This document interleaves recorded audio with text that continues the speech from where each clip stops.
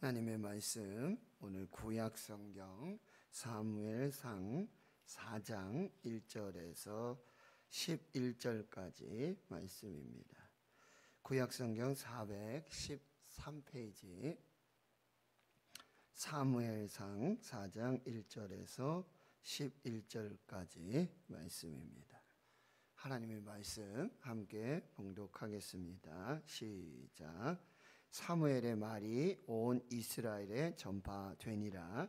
이스라엘은 나가서 블레셋 사람들과 싸우려고 에벤 에셀 곁에 진치고 블레셋 사람들은 아벡에 진쳤더니 블레셋 사람들이 이스라엘에 대하여 전열을 벌이니라. 그 둘이 싸우다가 이스라엘이 블레셋 사람들 앞에서 패하여 그들에게 전쟁에서 죽임을 당한 군사가 4,000명 가량이라. 백성이 진영으로 돌아오매 이스라엘 장로들이 이르되 여호와께서 어찌하여 우리에게 오늘 블레셋 사람들 앞에 패하게 하셨는고 여호와의 언약궤를 실로에서 우리에게로 가져다가 우리 중에 있게 하여 그곳으로 우리를 우리 원수들의 손에서 구원하게 하자 하니 이에 백성이 실로에 사람을 보내어 그룹 사이에 계신 만군의 여호와의 언약궤를 거기서 가져왔고 엘리의 두 아들 홈니와 비느하스는 하나님의 언약궤와 함께 거기에 있었더라. 여호와의 언약궤가 진영에 들어올 때에 온 이스라엘이 큰 소리로 외치매 땅이 울린지라. 블레셋 사람이 그 외치는 소리를 듣고 이르되 히브리 진영에서 큰 소리로 외침은 어찌 됨이냐 하다가 여호와의 궤가 진영에 들어온 줄을 깨달은지라. 블레셋 사람이 두려워하여 이르되 신이 진영에 이르렀도다 하고 또 이르되 우리에게 화로다. 전날에는 이런 일이 없었도다. 우리에게 화로다. 누가 우리를 이 능한 신들의 손에서 건지리요. 그들은 광야에서 여러 가지 재앙으로 애굽인을 친 신들이니라. 너희 블레셋 사람들아 강하게 되며 대장부가 되라. 너희가 히브리 사람의 종이 되기를 그들이 너희의 종이 되었던 것 같이 되지 말고 대장부같이 되어 싸우라 하고 블레셋 사람들이 쳤더니 이스라엘이 패하여 각기 장막으로 도망하였고 살육이 심히 커서 이스라엘 보병에 엎드러진 자가 3만 명이었으며 하나님의 궤는 빼앗겼고 엘리의 두 아들 홈니와 비느하스는 죽임을 당하였더라. 아멘. 사무엘상 1장에서 3장에서는 이 사사시대에 자기 소견에 옳은 대로 행하였던 그 시대에 하나님께서 한 사람을 준비하십니다. 바로 사무엘입니다.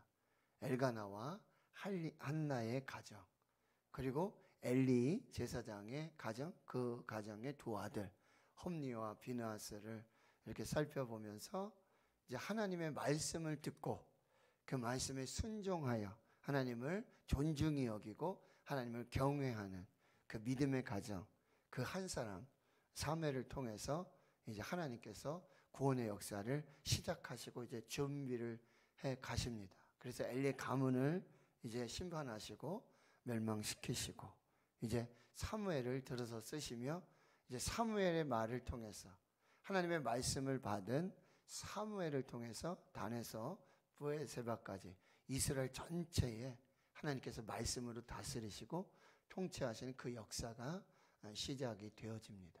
그래서 4장에서 7장까지는 이제 이 블레셋과의 전쟁이 있게 되어지고요. 그 가운데 여호와의 언약궤, 그러니까 아주 중요한 역할들을 하게 됩니다. 그러면서 이제 서서히 사사시대에서 왕정시대로 넘어가는 그 배경이 시작되는 것입니다. 왜냐하면 블레셋에 자꾸 패하니까, 그러니까 백성들이 우리에게도 이 블레셋이나 다른 이방 나라들처럼 왕을 세워주십시오. 그래서 사무엘을 통해서 이제 왕을 세우고 사울과 다윗이 세워지는 과정이 바로 사무엘상 이제 내용이 되겠습니다. 그래서 오늘은 이제 4장의 이 1절에 보면은 이스라엘과 이 블레셋이 전쟁을 하게 되어집니다. 그래서 이스라엘은 에벤 에셀, 우리 7장의 에벤 에셀, 도움의 돌, 여호와께서 우리를 여기까지 도우셨다라는 그를 굉장히 많이 우리가 생각을 하는데요. 여기는 지명 이름입니다. 지명 이름이 에벤에셀이 있었어요. 그 지명, 그곳에 이스라엘이 진을 치고 블레셋 사람들은 아벡의 진을 치고 이제 서로 양쪽에 전열을 벌이면서 전쟁이 시작되어지는데 2절 하반절에 보면 이스라엘이 블레셋 사람들 앞에서 패하여 그들에게 전쟁에서 죽임을 당한 군사가 4,000명 가량에 이르게 되어집니다. 블레셋 앞에서 패했다. 이 앞에서라는 블레셋에 의해서 패한 것이 아니라 이 전쟁에는, 이 패배에는 하나님의 놀라운 섭리가 있습니다. 계획이 있습니다. 그러니까 이 전체적인 의미는 하나님께서 이스라엘을 블레셋 앞에 서게 하시고 블레셋에 의해서 이제 패배하게 만드시는 그 배후에 하나님이 계시다라는 의미예요. 그러니까 이 전쟁의 또 패배 속에 이스라엘은 하나님 메시지를 받아야 되는데 좀 어떻게 반응하고 있는지 한번 보십시오. 3절에 백성이 진영으로 돌아옵니다. 이스라엘 장로들이 이러한 해결책을 내놓고 있어요. 뭐라고요? 여호와께서 어찌하여 우리에게 오늘 블레셋 사람들 앞에 패하게 하셨는고. 전쟁의 패배 원인을 하나님께 두고 있습니다. 하나님이 패하게 하셨다.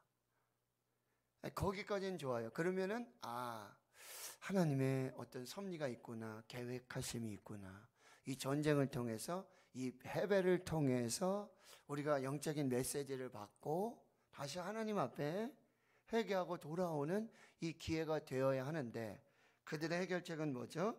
여호와의 언약궤를 실로에서 우리에게로 가져다가 우리 중에 있게 하여, 여기 그것으로 이렇게 말합니다. 그것으로.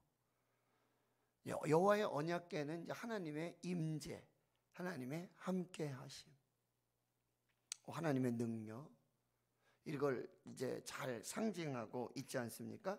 근데 이스라엘 장로들은 그것이라고 지금 표현하고 있어요. 그냥 단순히 사물로 보고 있는 것입니다. 물건으로 취급하고 있는 것입니다.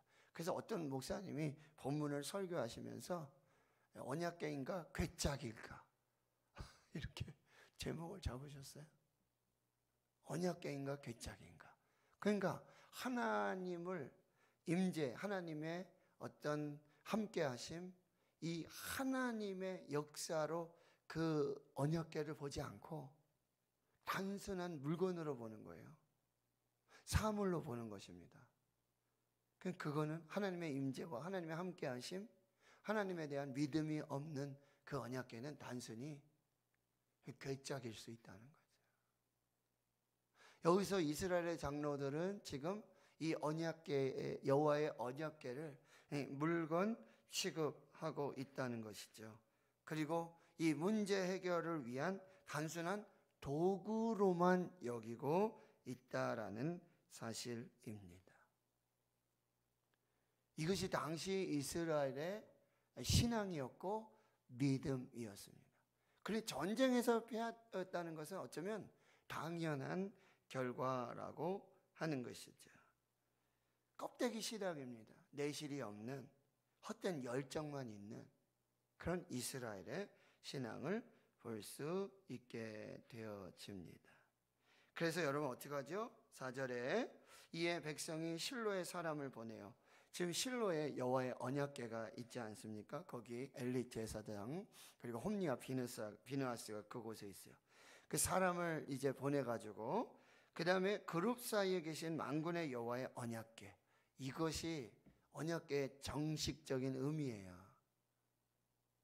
그것이 아니에요. 사물이 아니고 물건이 아니고 그룹 사이에 계신 만군의 여호와의 언약궤, 이것이 언약궤의 진짜 의미가 되는 것입니다.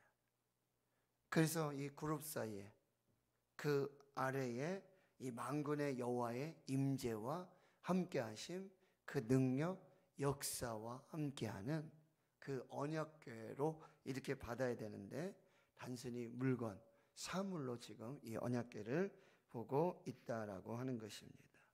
그래서 엘리의 두 아들 홈니와 비나하스가 지금 하나님의 언약궤와 함께 전쟁터로 오게 되어진 것입니다. 여러분, 이스라엘의 이게 신앙의 문제라는 거죠. 여호와의 언약궤를, 하나님의 언약궤를 단순한 지금 부적 취급하고 있는 거예요. 갖다 놓으면 그냥 우상을 섬기고 있는 것입니다. 하나님이 아닌 여호와의 언약궤가 우상이에요. 하나님을 믿는 신앙이 아니라 그 궤를 믿는, 그 궤가 하나님이냐, 그렇게 지금 우상으로 섬기고 있는 그런. 그래서 어떤 목사님은요, 아주 굉장히 엄청난 직설적인 화법을 씁니다. 이게 하나님인가 개인가, 도그, 뭐죠? 강아지, 애완견, 반려견, 자기 임의대로 막 움직이지 않습니까? 하나님이 아니라 마치 자기 손으로 자기 임의대로 그렇게 움직이고 그렇게 다룰 수 있는 언약궤로 잘못 지금 믿고 신앙하고 있다라는 사실이에요. 하나님의 언약궤가 우상이 되고 부적처럼 여겨지며 마치 내가 다룰 수 있는, 내가 오라 하면 오고 가라 하면 가고, 그렇게 내가 하나님을 마치 요술 상자, 마법 상자 다루듯이 이 언약궤를 취급하고 있는 이스라엘의 이 불신앙 볼 수 있게 되어진다는 거죠. 자, 5절에 보세요. 이제 여호와의 언약궤가 진영에 들어옵니다. 이스라엘이 큰 소리를 외칩니다. 땅이 울립니다. 그래서 마치 이제 여리고성 전투에서 이 언약궤를 하루 한 바퀴씩 6일을 돌고, 그 다음에 일곱째 날 7번을 돌고, 그리고 함성을 지르죠. 큰 소리 하니까 마치 이제 여리고성이 무너지는 듯한 이제 그런 걸 한번 생각해 보았던 것 같아요. 그 백성들이 이제 큰 소리로 이제 그 언약궤를 이제 환영하고 있는 것이죠. 6절에 블레셋 사람들이 이 소리를 들으면서 여호와의 언약궤가 지금 이스라엘 진영으로 들어왔구나 감지하게 되어지죠. 그리고 7절에는 그 사람들이 두려워서 신이 신영에 들어왔다라고 이야기하며 이제 우리에게는 이제 화가 됐다. 전날에는 여호와의 언약궤 없이 우리가 싸웠고 신 없이 싸웠고 우리가 이겼고, 그런데 이제 여호와의 신이 왔고 신이 함께 하고 있으니 이제 우리가 이제 큰일이 났다라고 하는 거죠. 그러면서 8절에 그 하나님을 이렇게 지금 말하고 있어요. 누가 우리를 이 능한 신들의 손에서 건지리요. 그들은 광야에서 여러 가지 재앙으로 애굽인을 친 신들이니라. 블레셋 사람들은 오히려 여호와의 언약궤가 올 때 하나님이 임재하시고 하나님이 함께 하시고, 그리고 그 하나님이 어떤 일을 행하셨는지 블레셋 사람들은 잘 알고 있어요. 그러니 우린 죽을 수밖에 없다. 우리는 패할 수밖에 없다. 하나님은 전능하신 하나님이시고 광야와 애굽에서 하나님의 역사를 이루어 주셨던 그 하나님이시다. 오히려 블레셋 사람들이 하나님을 신앙을 고백하고 있는 모습을 볼 수 있어요. 이스라엘의 장로들과 이 블레셋 사람들 사이에 정말 이 신앙의 비교가 되고 있다는 거예요. 오히려 이방인들이, 하나님을 알지 못하는 사람들이 하나님이 누구시고 이 여호와의 언약궤의 의미가 무엇인지를 잘 알고 있었다는 거죠. 그러면서 이제 두려움 중에 9절에 이렇게 말하죠. 블레셋 사람들아 강하게 되며 대장부가 되라. 너희가 히브리 사람의 종이 되기를 그들이 너희의 종이 되었던 것 같이 되지 말고 대장부 같이 되어 싸우라. 그래서 자기들이 최선을 다해서 대장부와 같이 강하게 담대함으로 그 전쟁을 치르게 되어집니다. 그랬더니 10절에 블레셋 사람들이 쳤더니 이스라엘이 패하여 각기 장막으로 도망하였고 살육이 커서 이스라엘 보병에 엎드린 자가 3만 명이나 되었습니다. 처음에 4천 명이 죽었잖아요. 근데 거짓 무려 10배 가까운 3만 명이 전쟁에서 패하게 되어지고요. 11절 이 전쟁의 결과를 말씀해 주고 있습니다. 하나님의 괴는 빼앗겼고 그리고 엘리의 두 아들 홈니와 비느하스는 죽임을 당하였더라. 이것은 이미 하나님께서 하나님의 사람을 선지자를 보내서 이제 홈니와 비느하스 내 두 아들이 한날에 죽을 것이다라는 예언이 그대로 이루어진 것입니다. 자, 오늘 말씀 이제 정리합니다. 사랑하는 성도 여러분, 우리가 하나님의 언약궤를 어떻게 믿고 어떻게 신앙 고백하며 하나님 앞에서 어떤 신앙을 가지고 살고 있느냐라고 하는 것입니다. 이스라엘에게 전쟁이 시작되고 전쟁의 결과 승리하든 패하든 그 이면에는 하나님의 뜻이 있고 하나님의 메시지가 있었다라는 사실입니다. 전쟁에 패했어요. 이스라엘은 어떻게 해야 될까요? 회개하고 하나님이 어찌하여 이 일을 행하셨는지를 하나님 앞에서 점검하고 하나님께 핑계대고 하나님께 패배의 원인이 있는 것이 아니라 우리가 지금 하나님을 어떻게 신앙하고 있는지 어떻게 믿고 있는지를 점검을 해야 했습니다. 그러나 언약궤는 그들에게 단순한 도구였고 물건이었습니다. 사물이었습니다. 마치 괴짝과 같은 것이고 마치 강아지처럼 자기 임의로 가라면 가고 오라면 오고 자기 임의대로 마치 부적처럼 그렇게 믿고 있었던 이스라엘의 이 불신앙을 보여주고 있는 거예요. 그 인격적인 하나님을 믿는 것이 아니라 하나님을 상징하는 물건을 우상으로 섬기며 우상 숭배하고 있었던 이스라엘의 불신앙의 모습이라고 한다는 것입니다. 결국 여러분 이스라엘은 전쟁에서 패배하게 되고 여호와의 언약궤도 빼앗기게 되고 그리고 또 제사장 홈니와 비느하스도 죽게 되어지는 것이죠. 이제 하나님의 경고가 시작된 것입니다.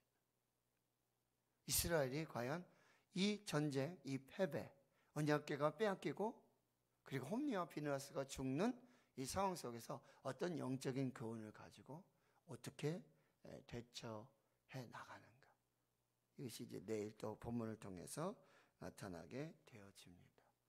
여러분, 교회가 하나님의 임재가 없고 하나님을 향한 예배가 없고 하나님을 향한 믿음이 없다면 단순한 건물에 지나지 않습니다. 하나님의 임재로, 하나님의 영광으로, 하나님을 향한 믿음의 예배로, 영과 진리로 예배하고 자기 몸을 거룩한 산제물로 드리는 영적 예배자들이 있는 교회가 진짜 교회라고 한다는 것입니다. 교회지만 하나님의 임재가 없고 예배를 드리지만 하나님의 임재 없이 드리는 예배가 얼마든지 드려질 수 있다는 거예요. 주의를 지키면서 하나님 앞에 믿음으로 살고 있다고 하지만 하나님의 임재 없이 하나님을 향한 믿음 없이 껍데기시다. 형식적인 예배. 그렇게 신앙을 살 수 있다라는 하나님의 경고를 메시지를 우리가 받아야 한다라고 하는 것입니다. 성경은 그냥 들고만 다니는 게 아니죠. 읽고 묵상하고 그 말씀에 순종하며 그 말씀의 능력으로 살아내야 한다라고 하는 것입니다. 그냥 형식적으로 이게 장식품으로 그냥 주일만 되면 이렇게 하고 들고 오는 성경이 아니라는 거죠. 말씀을 가까이, 하나님을 가까이, 예배, 설교, 기도 모든 것을 통해서 하나님의 임재와 하나님의 함께하심, 하나님의 역사를 우리가 여러분 내가 새벽기도 얼마나 나왔는데 내가 40일을 금식했는데 내가 몇 년 동안 봉사했는데 이게 우상이 되지 않도록